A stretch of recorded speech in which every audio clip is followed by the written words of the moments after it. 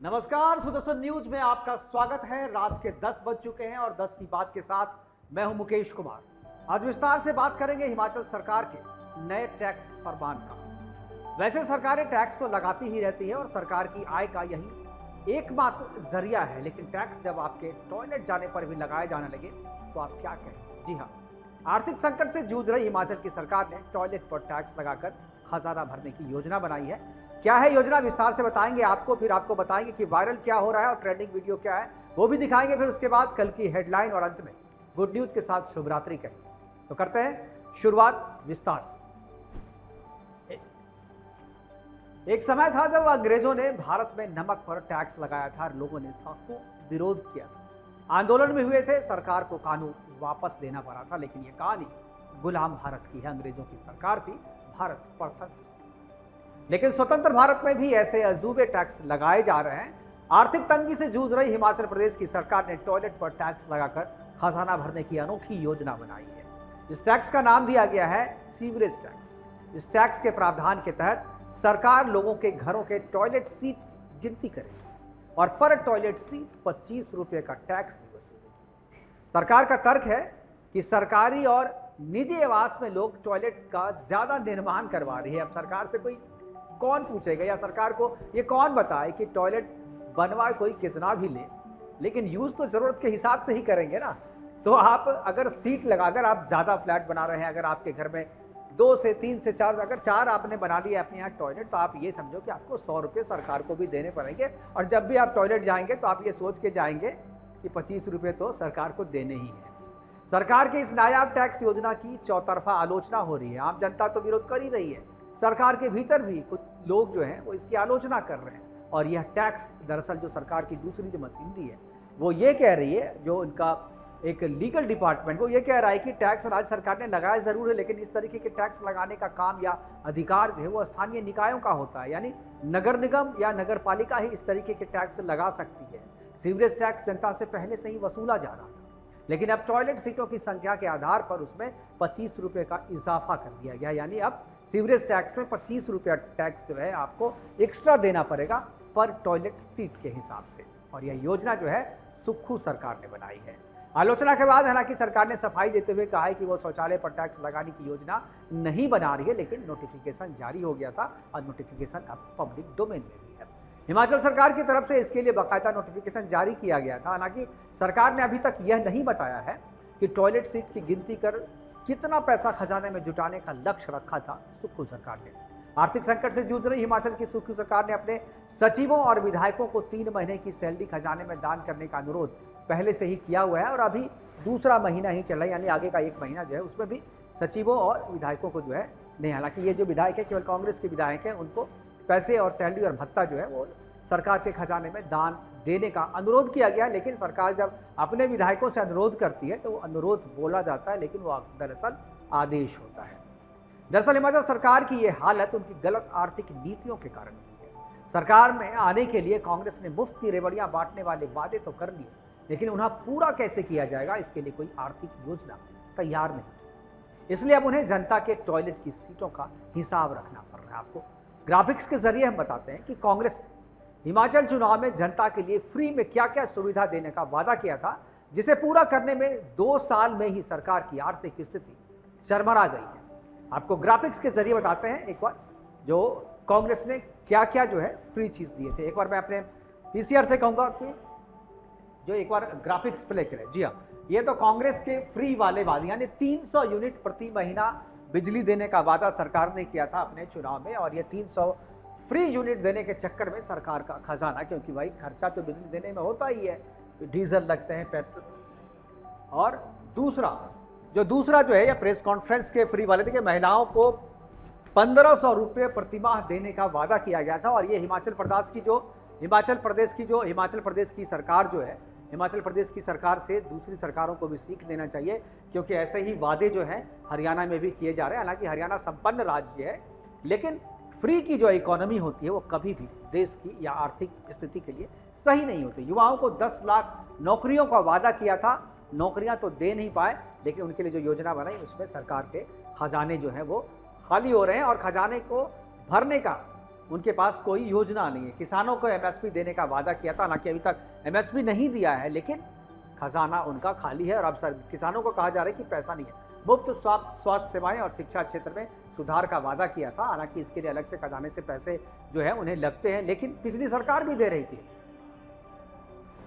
और जो ये तो थे वादे। अब जो दूसरी जो बातें जो सरकारें कह रही कि हम ये करेंगे, हम वो करेंगे, लेकिन फ्री वाले जो इकोनॉमी होती है वो कभी भी किसी भी राज्य के लिए सही नहीं होता। देश में भी जो भी आप दूसरे भी किसी भी देश का, वेनेजुएला जैसे देश का जो हाल हुआ वो आपने देखा, क्योंकि फ्री में वहाँ पर बहुत सारी दी थी। दिल्ली जो है, दिल्ली में फ्री की बहुत सारी चीज़ें दी गई और उसकी वजह से यहाँ भी दिक्कतें हो रही है। लेकिन जब तक आपके पास कोई सटीक आर्थिक प्लान नहीं हो तब तक आप इस तरीके के वादे नहीं करें। ऐसे ही कई सारे वादे हिमाचल प्रदेश में कांग्रेस ने वहाँ की जनता से किए, लेकिन अब वहाँ कांग्रेस हिमाचल प्रदेश में लोग टॉयलेट पर भी टैक्स वसूलना चाहती है। और सिर्फ शौचालय ही नहीं, बल्कि अब तो सुक्खू सरकार की जो टैक्स वसूलने की भूख है वो इस कदर बढ़ चुकी है कि वहाँ ग्रामीण क्षेत्र से जलकर यानी वाटर टैक्स वसूलना भी शुरू हो चुका है। 1 अक्टूबर से हिमाचल प्रदेश में ग्रामीण इलाकों में वाटर टैक्स वसूलने का ऐलान भी किया जा चुका है। ऐसा पहली बार हो रहा है जब ग्रामीण क्षेत्रों में यह कर लगाया जा रहा है, यानी वाटर कर जो है ग्रामीण इलाके में हिमाचल प्रदेश में पहली बार लगाया जा रहा है,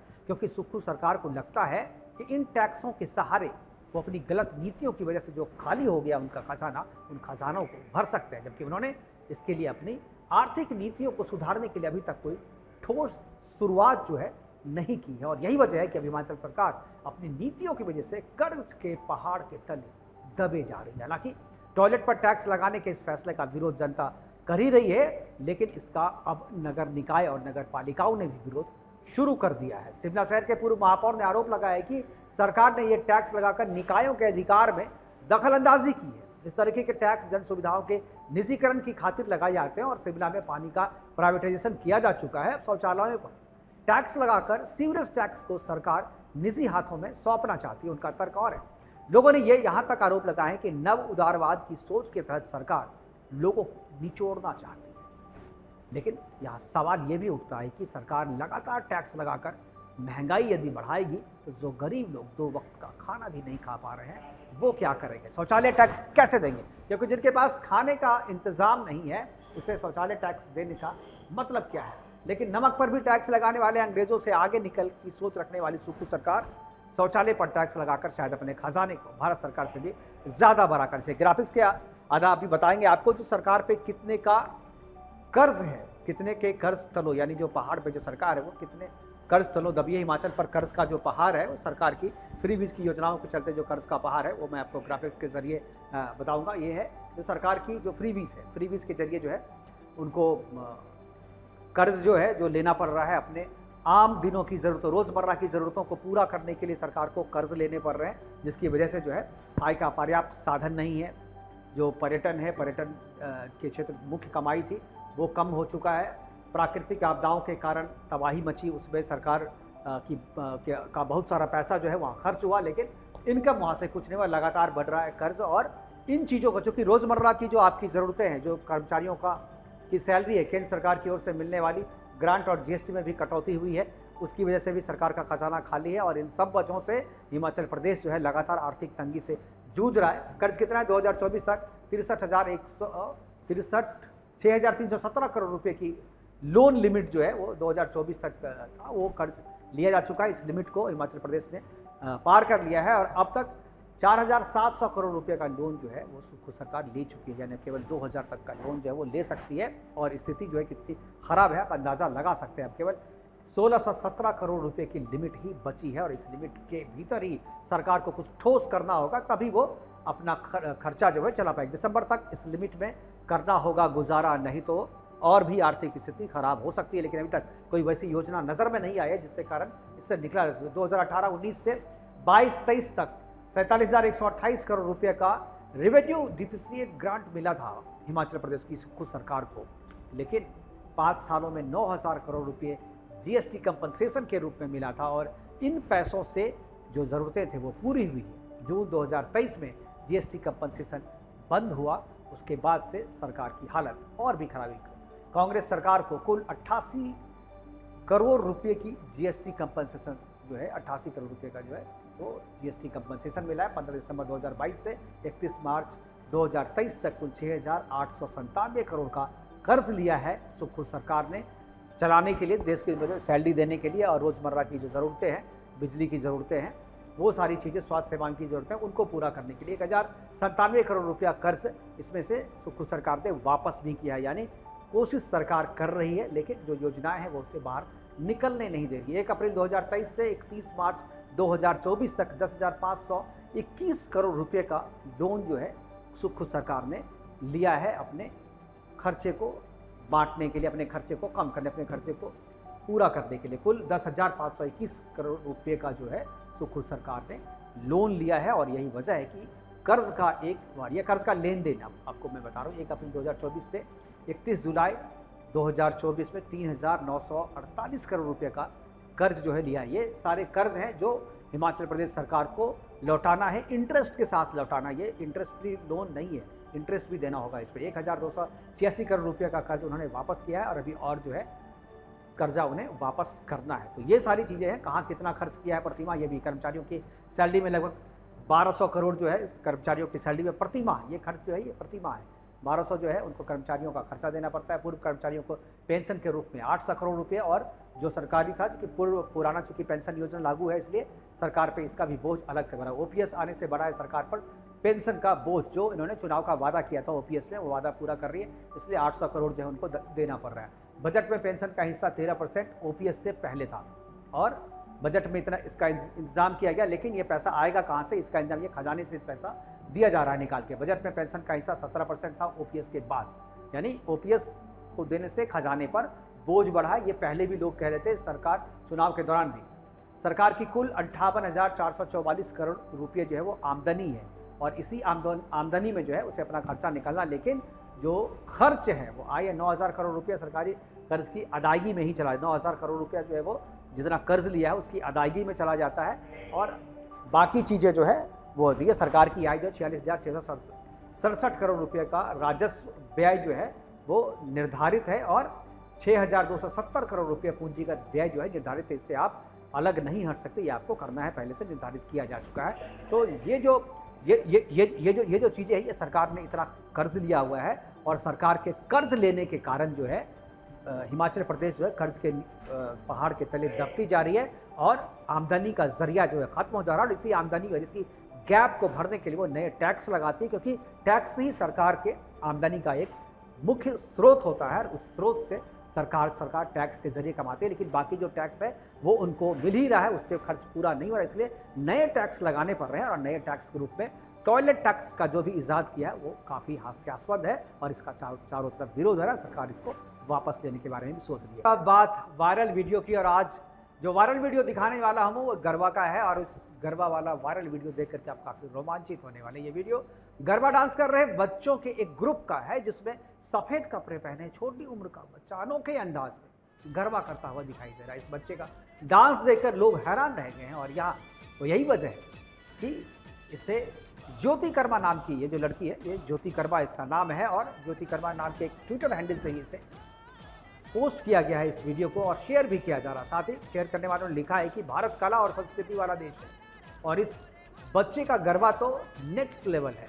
तो वही इस वीडियो को देखने वाले कुछ लोग जो है उन लोगों ने इसे पसंद भी किया, साथ में कमेंट बॉक्स में अपना कमेंट भी कर रहे हैं और कह रहे हैं कि बच्चों को भारत का माइकल जैक्सन बताते हुए काफ़ी तारीफ की जा रही है। और ये वीडियो जो है करीब 2 लाख से ज़्यादा बार जो है वायरल हो रहा है और ज़्यादा बार शेयर किया जा चुका है और 3 लाख के आसपास लोगों ने इसे लाइक भी किया है, पसंद भी किया है। काफ़ी रोमांचित करने वाला है।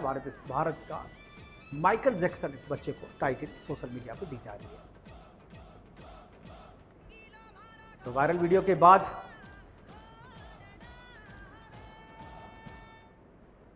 बाद अब समय कल की बड़ी खबर का, यानी कल की हेडलाइन का। कल अखबार पढ़ेंगे तो जो हेडलाइन कल सुबह आप अखबार पढ़ेंगे और रात में ही आपको बताते हैं। और पहली खबर है, हरियाणा में 90 सीटों के लिए कल 5 अक्टूबर को मतदान होने वाले हैं। 2 करोड़ से ज़्यादा मतदाता करेंगे अपने मताधिकार का प्रयोग और 90 विधानसभा क्षेत्रों में कुल 1031 उम्मीदवार चुनाव लड़ रहे हैं। सुबह 7 बजे से शाम 6 बजे तक मतदान चलेगा और इसके बाद 8 अक्टूबर को चुनाव के नतीजे आएंगे।